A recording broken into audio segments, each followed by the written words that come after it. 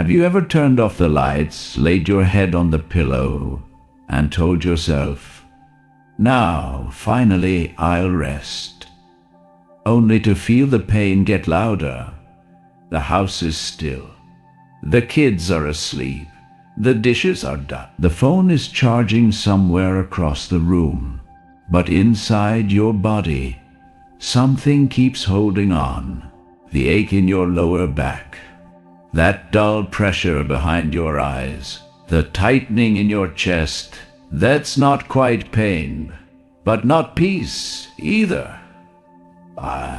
You lie there, eyes open in the dark, wondering why it feels like rest is something your body has forgotten how to do. You've done everything they say, stretched, meditated, took the supplements, turned off screens, breathed deep. You've whispered, "I'm fine, it's just age." You've swallowed it like you do with everything else. But still, it hurts, not just in your joints, in the part of you that's tired of fighting the pain instead of being met inside it. This is not the pain of an injury. It's not the pain of illness you can name. It's the pain of being 40-something, 50-something, or 60-something, and no longer being carried gently by the world. It's the pain of a body that's held too much and rarely been asked what it needs. That's where our story begins.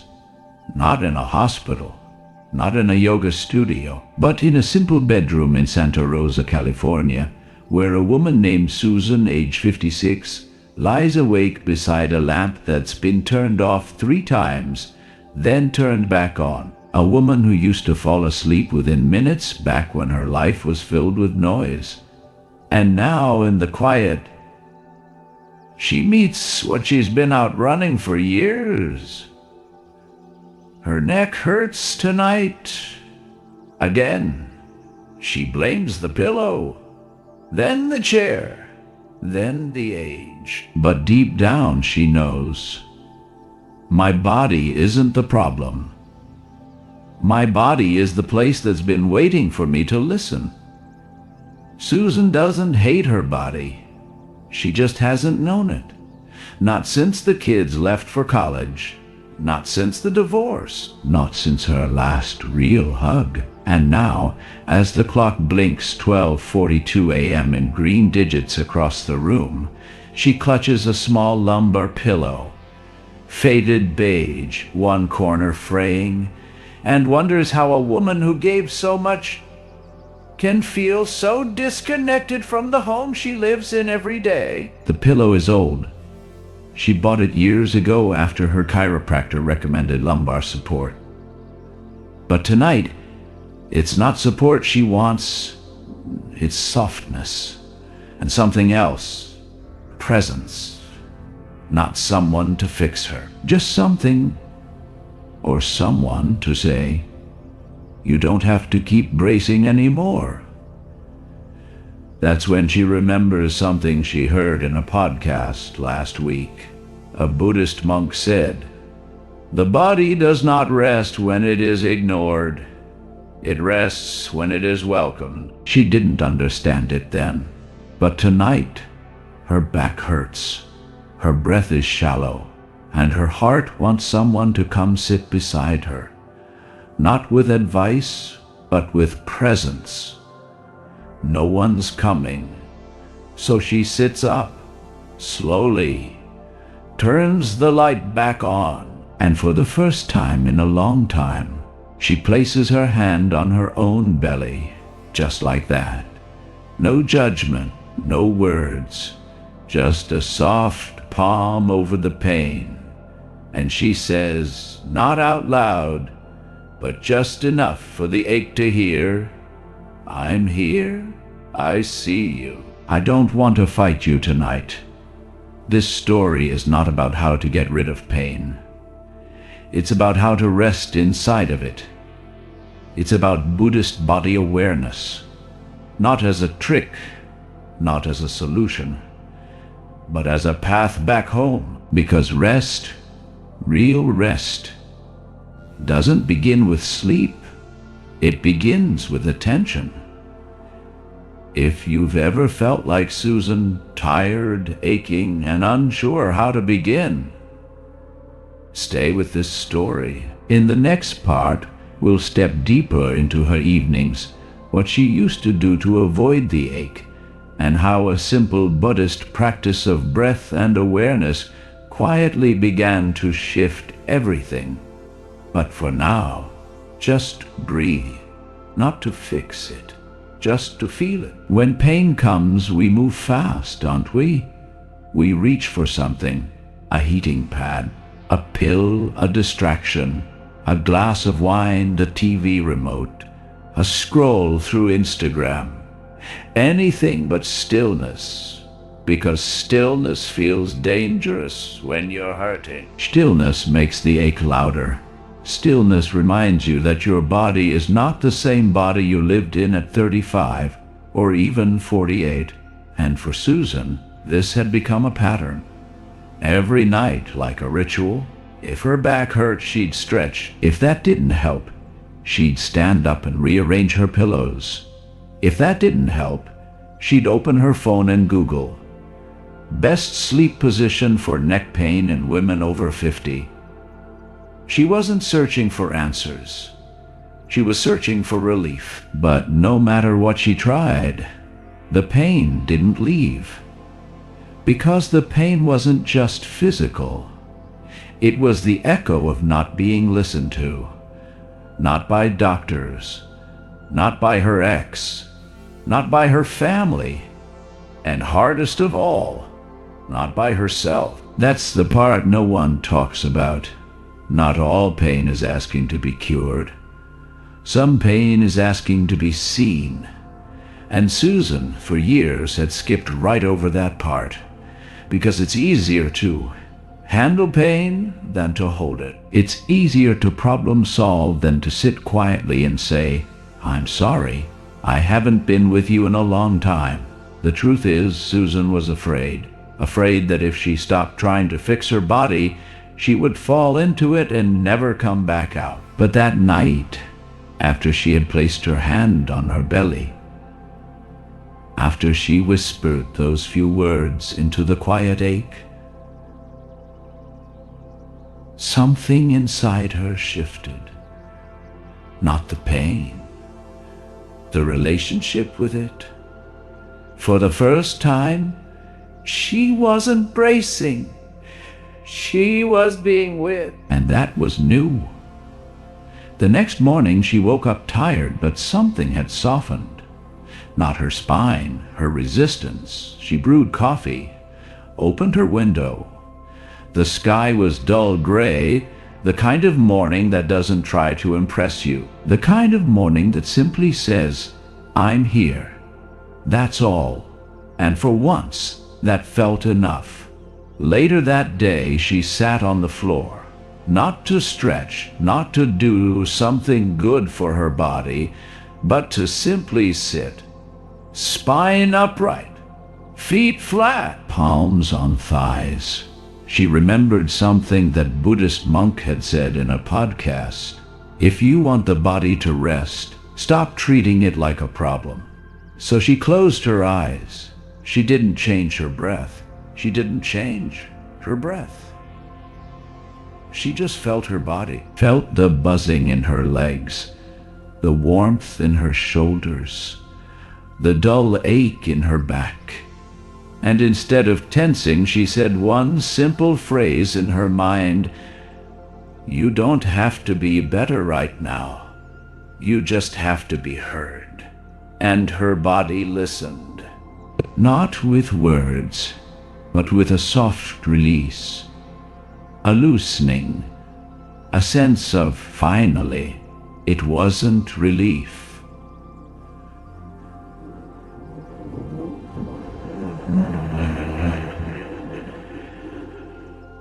Not yet, but it was connection. Later that afternoon, Susan opened a new page in her notebook. She wrote at the top, what I usually do when pain comes. She made a list. Distract myself, blame my age, get annoyed, try to fix it, pretend I'm fine. And then under that list, she made a second column. What I could do instead. Place a hand on it, ask where it's coming from, breathe with it, whisper, I'm here. Trust it to speak. That moment was small. No one saw it, but it was sacred. Because for the first time, Susan wasn't just reacting to her pain. She was befriending it. Buddhism doesn't teach us to eliminate suffering. It teaches us to understand it. When you meet suffering as a teacher, said the Buddha, you realize it came not to hurt you, but to wake you. That night, the pain came again. Of course it did. But Susan didn't flinch. She sat up, placed her feet on the floor, turned off the overhead light, lit one small candle beside her bed, and sat, hands on thighs, back straight. No expectation, she said in a whisper barely above breath.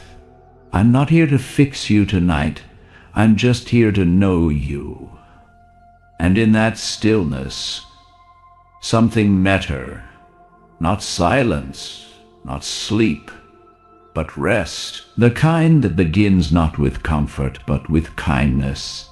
There's a moment in every healing journey that feels like nothing's happening. You've done the thing. You've sat quietly. You've put your hand where it hurts. You've breathed. And still, the pain lingers. And in that moment, the old voice returns. See, this isn't working. Maybe your body really is broken. What were you expecting? Miracles. That voice isn't the pain. It's the mind trying to make sense of what it can't control. It's the part of us that was raised to believe rest means disappearance. If the pain is still there, you're still failing. But Buddhist practice teaches something radically different. Rest is not the absence of pain. Rest is the absence of resistance. Susan didn't know that yet. All she knew was that after 2 nights of trying to be with her body instead of fixing it, her lower back still pulsed, her neck still throbbed, and her sleep was still shallow. But something was different. Not in her spine, in her relationship to her body.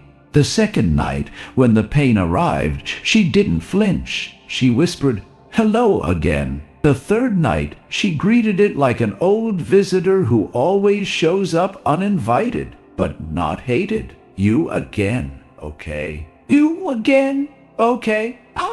Let's sit together." And for the first time, she noticed something subtle. The pain had rhythm. It wasn't just constant. It had breath. It tightened when she braced. It softened when she breathed out slowly, like a child who had been screaming for days, and finally realized someone wasn't leaving the room. And Susan, for the first time in years, stayed in the room. She didn't scroll her phone, didn't flip to side sleeping, hoping the egg would shift. She stayed, breathing, not to fix, to witness. That shift, so small, so invisible, was everything. It reminded her of when her daughter was little. One night, after a long day, her daughter had burst into tears over something small. Maybe a broken crayon. Maybe a forgotten bedtime story. And Susan, exhausted, had knelt down, looked her in the eye, and said, "I can't fix it, but I can sit with you while it hurts." And that was enough. The crying didn't stop immediately, but her daughter had reached for her hand, had slept. Now, decades later, Susan realized She was that child, and her body was the one crying. And all it needed was presence. That night, Susan began something new. She made space, not just physically, emotionally. She turned her bedroom into a soft temple. No phone, no overhead light, just the flicker of one small lamp in the corner, the scent of lavender oil, the silk pillow she used to ignore and now placed gently behind her lower back. She laid on her side, one hand resting on her ribs, and she whispered, not to herself, but to her pain, "You're allowed to be here. I'm not afraid of you anymore." And for the first time, she felt the ache shift, not vanish, shift. It felt heard, and in that hearing, it didn't need to shout so loud. This was the beginning of rest inside the pain. It didn't look like silence. It didn't look like sleep. It looked like softening in place. And softening is not weakness. It's the courage to stop fighting what's already inside. Buddhism teaches suffering becomes suffering only when we resist it. Otherwise, it is sensation, alive, honest, and sacred. Susan started noticing more. The tightness in her chest wasn't just physical. It came every time she said dies when she meant no. It came every time she held her breath when someone else raised their voice. It came every time she ignored her hunger or her exhaustion or her loneliness because other people needed her first. And when she finally sat with that tension, just sat, it began to unravel. One breath, one moment, one night at a time. She didn't journal every night now. Sometimes she just placed the notebook on her lap and sat with it closed. Because the point wasn't to do more.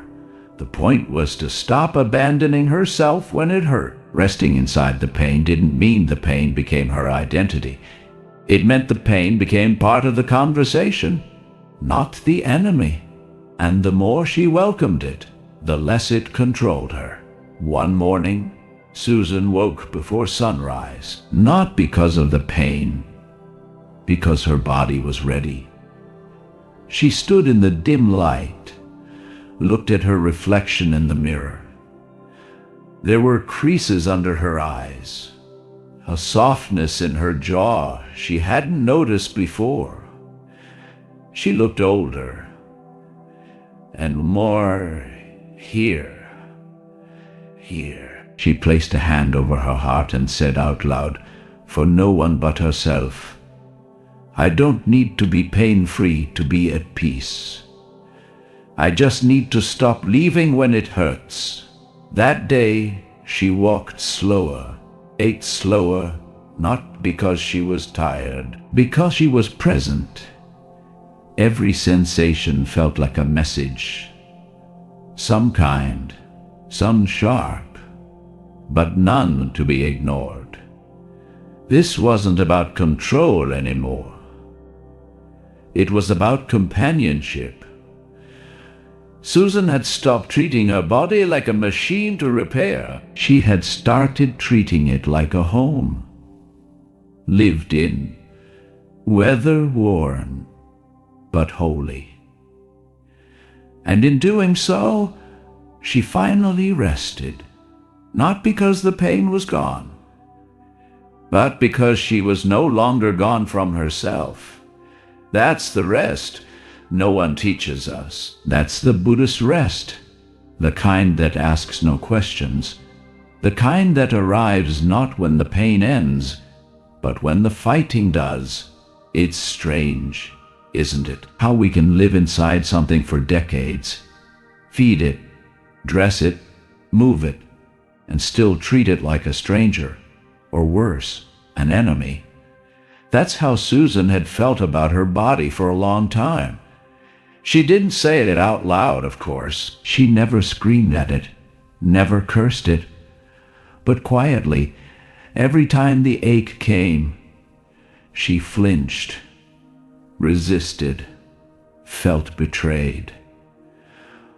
Why now? Why won't you cooperate?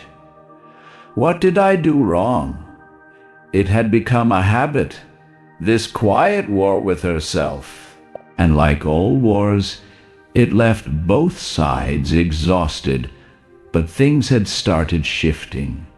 The night she lit the candle, the night she whispered, "I'm here," the night she placed her hand gently on her ribs and didn't pull away, even when it hurt.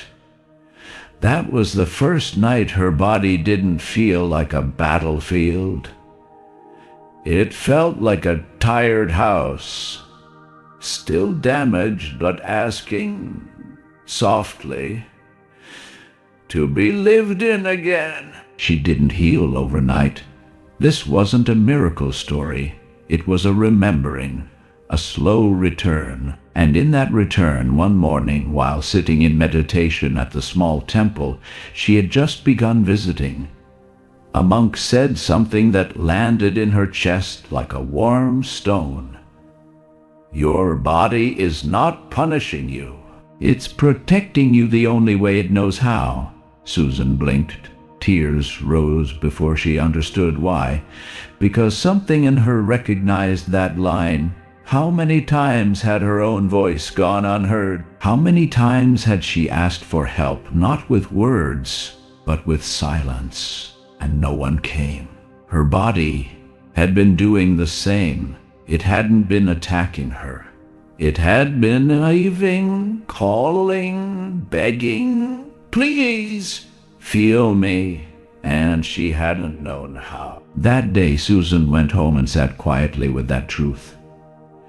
She thought back to all the times she had hated her reflection, all the moments she had clenched her jaw after a doctor dismissed her symptoms, all the nights she'd said, "If only this pain would go away, I could finally rest." But what if the pain wasn't blocking rest? What if it was the very part of her asking to be let in?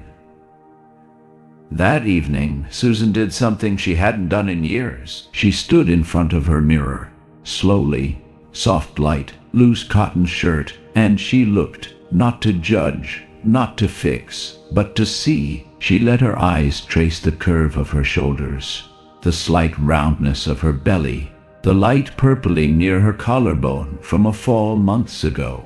She placed one hand gently over her chest, the other over her stomach, and she whispered just once, "I'm sorry I treated you like a problem. You've just been trying to keep me alive." She didn't cry right away, not in the dramatic way, but something inside loosened. That night, she wrote in her notebook, "My body isn't asking me to win. It's asking me to stop fighting." Buddhist teachings say, the body is the vehicle of awakening.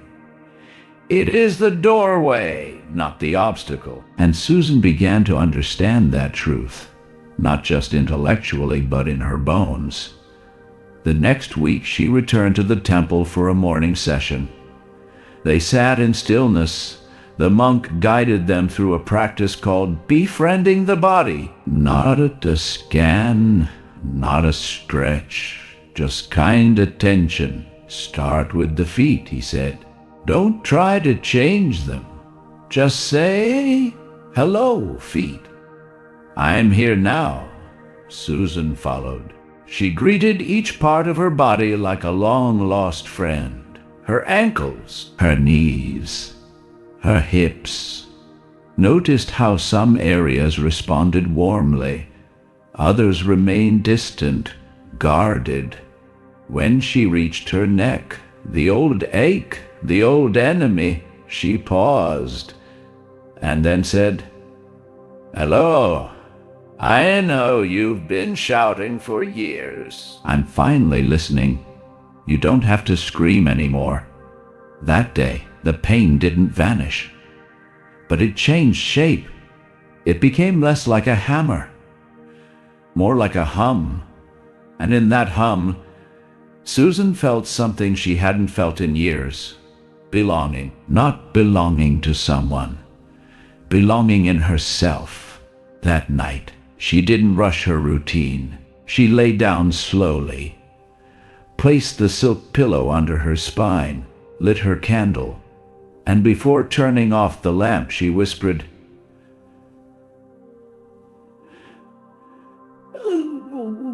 "Be here. Even if you hurt tonight, I'm not leaving this time." She slept 6 hours, deep, heavy, woke only once, and even that felt kind. Not because the body was fixed, but because it was no longer feared. Buddhism doesn't promise a life without pain. It promises that pain no longer has to separate you from yourself. Susan now understood. The body is not in the way. It is the way.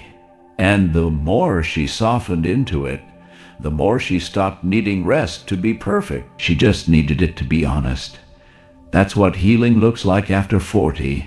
Not fixing, but forgiving. Not escaping, but coming back home. Rest used to mean escape. For Susan, like for many of us, the idea of rest was tightly tangled with one hidden wish. Let this be over. Let the pain stop. Let the noise stop.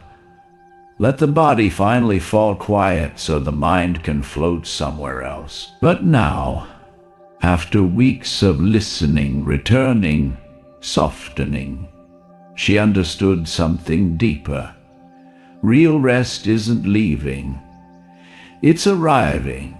And sometimes that arrival happens right in the middle of discomfort. That morning, after a restless sleep but a peaceful heart, Susan sat on her porch wrapped in her old gray sweater. The breeze was still crisp, but spring had begun to hint itself through the cherry blossoms overhead. There was a calm in the air that didn't ask her to smile, didn't ask her to try. It simply invited her to be. She held her tea close to her chest, felt the warmth on her fingers, and closed her eyes, not to run away, but to feel more clearly. Can I rest, even though it still hurts? Can I rest inside this pain, not despite it, but with it? She wasn't sure, but she was ready to try. That day, she opened the book the monk had given her, a small brown collection of teachings called The Gentle Way Home. Inside, one practice was underlined. It read, "Let your body lead. The breath will follow. Don't tell the pain to leave. Invite it into stillness." So Susan did. She set a cushion in her living room, lit her candle, turned off all noise, and whispered, "Let's begin where it hurts." She sat, not to meditate, but to practice resting. This was new, because for years, even her meditation had been a goal. She had meditated hoping to feel better, to change something, to calm the mind or quiet the body. Now, she let go of all that. She placed one hand over her sternum, the other over her belly, and sat with one question. How does it feel to just be here, without trying to fix? The answer came slowly. First, her spine resisted, years of being held straight, tight, correct.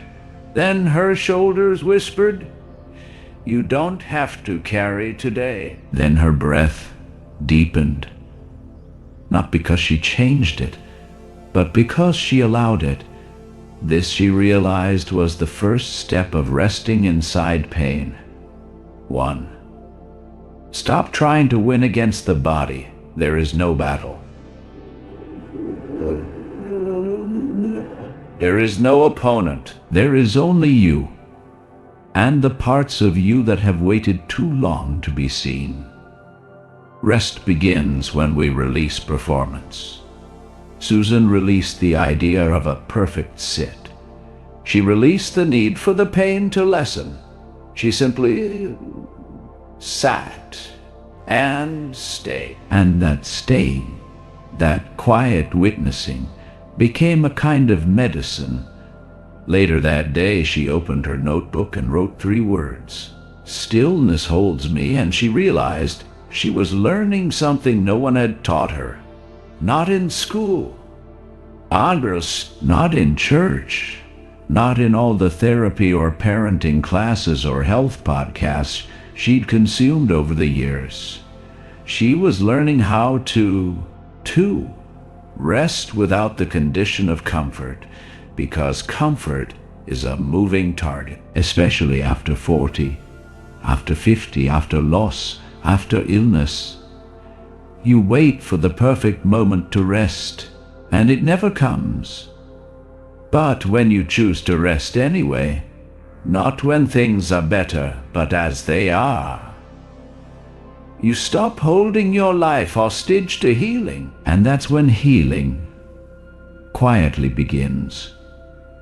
That evening, Susan tried something she'd read about in a Dharma talk. Lie down like the Buddha.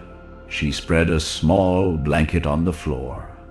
Laid on her right side, as statues often show, one hand under her cheek, one on her ribs, eyes half closed. Nothing dramatic, just honest. She whispered again, I am not waiting to be fixed. I am resting now, because I am tired now, and that is wholly enough.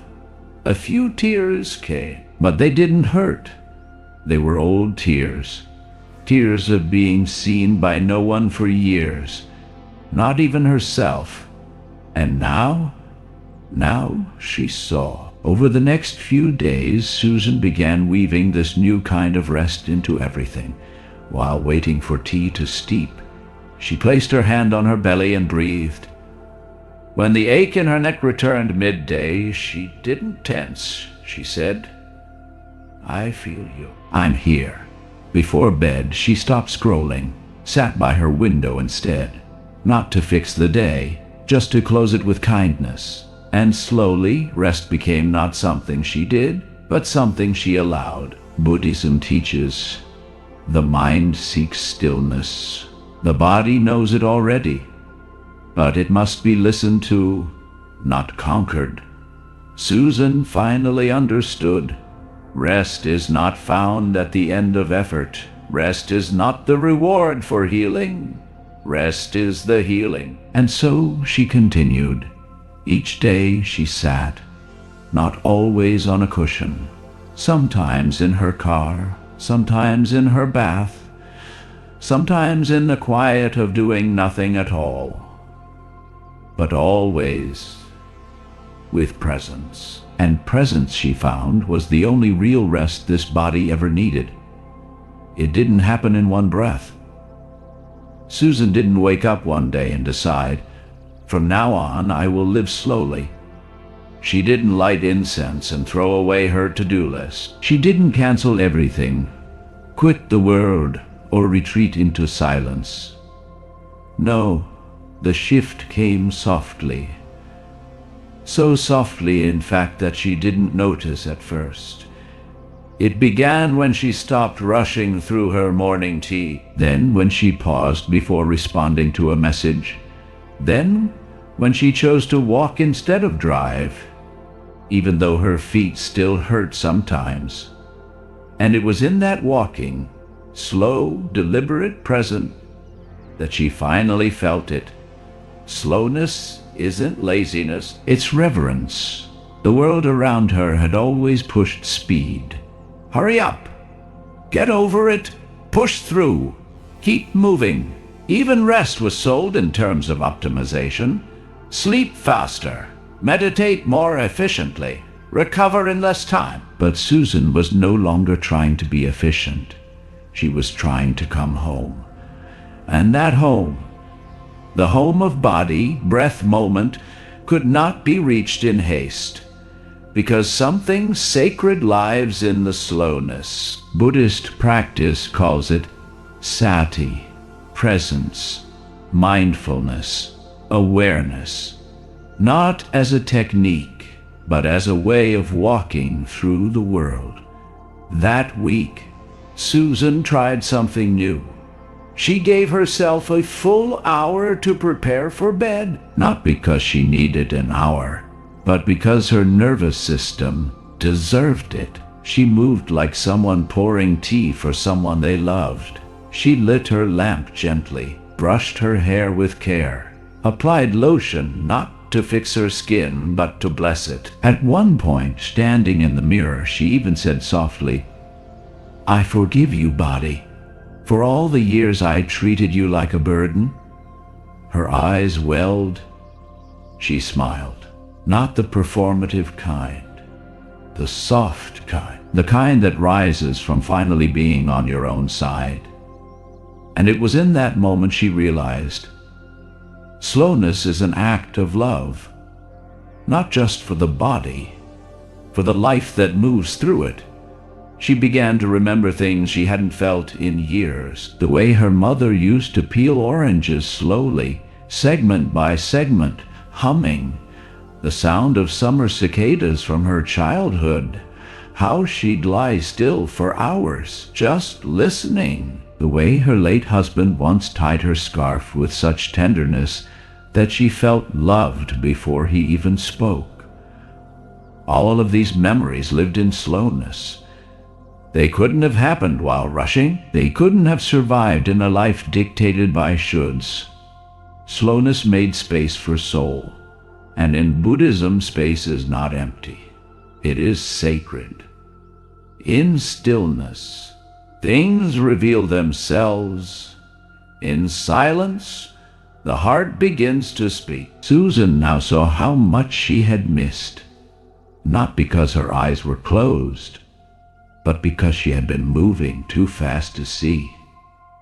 Even her pain, she realized, had become louder.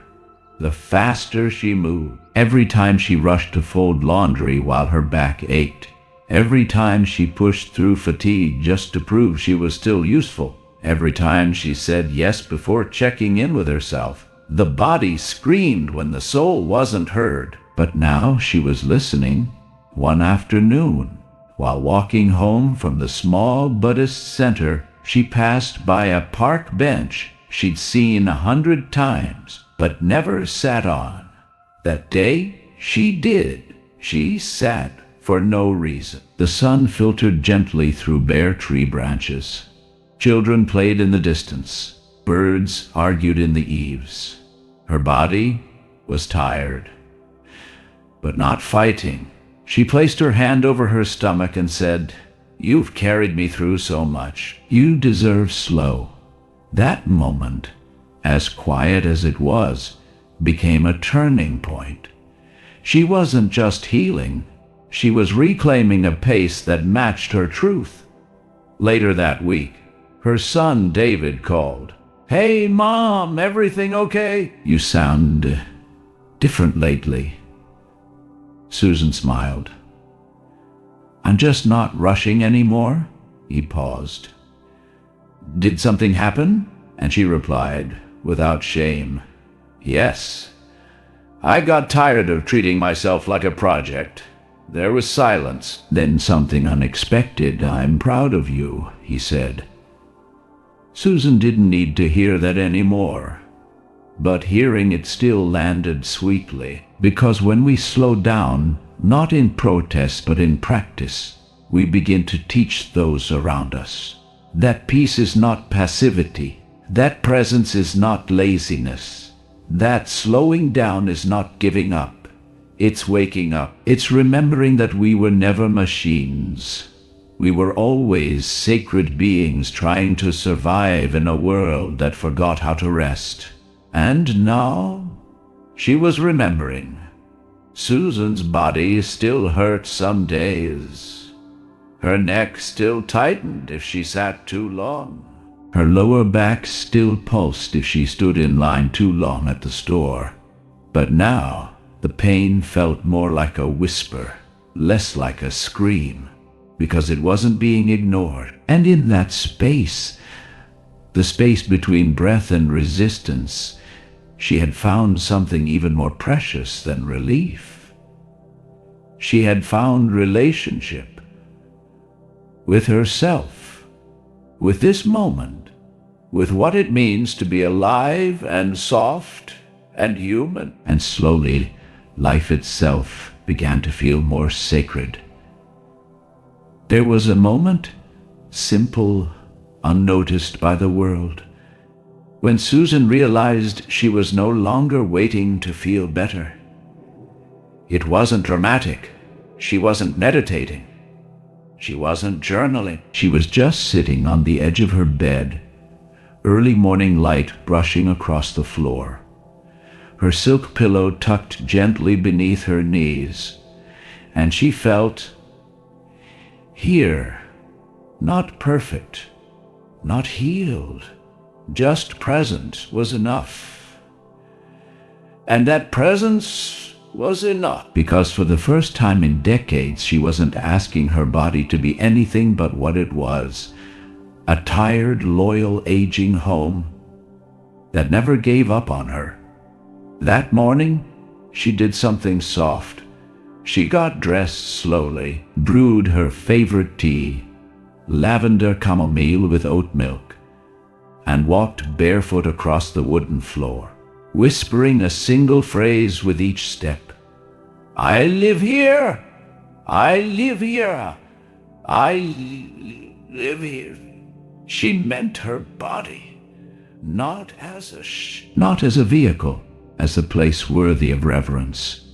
She had spent years abandoning it, leaving whenever it hurt, disassociating in conversations, disappearing into doing, shrinking under other people's needs, hoping that one day the body would feel safe again. But that day never came, because the body doesn't feel safe when it's ignored. It feels safe when it is returned to. Buddhism teaches, Enibol jo isi shui shin la en isi sha lan be dodu. Where you place your attention, there begins your healing. And Susan had learned to place that attention not on getting rid of pain, but on being with what was alive. What on being with what was alive. That's what rest had become. Not an escape, not a reward, but a practice of reunion. She no longer flinched when the ache in her back pulsed. She no longer told herself, I'm broken. She simply said, I'm here. And I'm listening. Some nights, she still didn't sleep well, but she woke without self-blame. Some days, the pace of life rushed past her, but she chose to walk slow anyway, because slowing down was no longer optional. It was sacred. The world didn't change. The people around her didn't suddenly become more mindful. The noise didn't stop. The responsibilities didn't disappear. But something inside her had softened into place, and that softness made all the difference. It was like finding the right rhythm, her own, not the world's, not anyone else, hers. That evening, Susan returned to the small temple down the street. It was nearly empty. A soft bell echoed through the stillness as she stepped into the meditation hall.